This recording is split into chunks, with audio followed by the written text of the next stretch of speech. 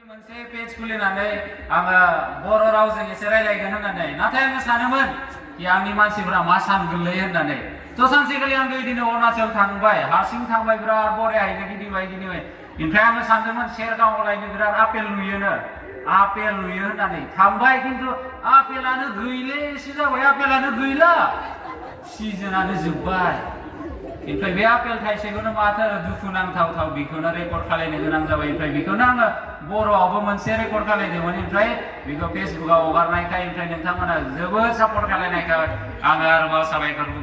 होबावो थ' आङो बे बर' रावखौ आङो स्कुलावनो सोलोंदोंमोन उदालगुरिनि जिल्लानि सिङाव थानाय डायमन्ड इंलिश स्कुलाव थ' बेयावनो आङो 12 बोसोर नार्सारिनिफ्राय क्लास 10 सिम थादों थ' बेयावनो आङो सोलोंदों ओमफ्राय नोंथांमोना मिथियो बांसिन उदालगुरियाव एसे सानजारि नालाय थ' बेयावनो आङो सानजारि सोलोंग्रोदोंमोन बे सानजारियानो आंनि गुदि होननानै बुंजायो आरो थ' बेनिखायनो आङो जेब्ला माने उदालगुरिनिफ्राय आङो तेजपुर थांदोंमोन तेजपुराव सासे लोगो मोनो जनायनि थ' बे आंखौ बुङोमोन बिराद एदावोमोन आरो मा हायनाय मा जानायलै बेलाय आङो बुङोमोन ओइ बेयाव हायलाय होनना बुंबा मा हायलायसै बेलाय बिराद आंखौ जावोमोन आरो बियो ओमफ्राय बेनो आंखौ बिराद फोरोंबाय एसे बिनि उनाव माने हाई सेकेन्डारि ग्रेजुवेसनखौ तेजपुराव फरायनायनि उनाव आङो क'क्राझार थांबाय ओमफ्राय क'क्राझाराव एसे बेयावबो माने रायलायनाया बेयावबो एसे मडिफाइ जाबाय आरो ना थ' मडिफाइ थ' दायो आंना बर' रायलायनाया दायो एसे मिक्सारसो आरो ना उदालगुरिनिजों रायलायबा उदालगुरिनि बायदि माने आंबो खायफा बुस्थुफोरखौ बिराद मोजां मोनो आङो दोङोखौबो बिराद मोजां मोनो आरो गोथाव मोनलायलायो अमा बेदर बायदि ओमफ्राय बेनिखायनो आङो क'क्राझाराव थांबा क'क्राझार बायदि रायलायसै आरो बेबायदि थ' आङो एसे गावनि कन्ट्रिबिउसन बोरै जाया बर' रावखौ सोलोंनानै थ' बेखौनो आं बुंनो नाजायो आङो क'क्राझारावबो 4 बोसोरसो आङो आर'नाइ कलेजाव फोरोंदोंमोन थ' बेयाव मा जादोंमोन बांसिन स्टुडेन्टसानो बर' मिडियामनिफ्राय फैनाय थ' बर' मिडियाम जिथिया ग्रेजुवेसनाव इंलिसाव जायो नालाय थ' बिराद माने खोथाफोर बायदि दं कि बिसोरो माने बुजिनो मोना थ' बांसिनानो माने मालाबाथ' बिदिनो जायो बबे मोनसे सेमिस्टाराव गासैबो बर' मिडियामनिफ्राय फैनाय थ' बेयावनो मा इंलिसजों फोरोंनाय लोगोसे बड'आवनो बिराद मोजाङैनो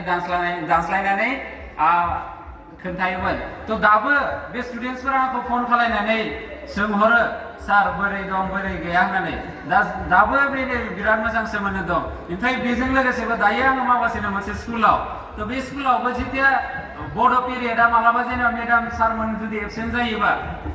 बे बड' क्लासाव थाङो आंबो गथ'फोरखौ बिराद मोजां मोनो नालाय थ' बेयाव थांनानै मा खालामो बे गथ'फोरखौ आंबो दा बर'आव रायलायनांगोन ना दा हिन्दीफोराव रायलायबा इंलिसफोराव रायलायबाथ' बिसोरो बुजि मोननाय नङा थ' बेफोरखौ आङो बिसोरखौ मा होननानै फोरोङो बोरै थाबायनांगौ बेफोरखौ आरो नङाबा बांसिन स्टुडेन्टसफोरानो बोरै थाबायो मिथिबायना स्कुलाव थांबा थिक एखेबारे थ' बेखौ आङो आंनि स्कुलावनो सोलोंनाय नालाय थ' बेखौनो आङो स्टुडेन्टसफोरखौ बेफोरखौ फोरोंगासिनो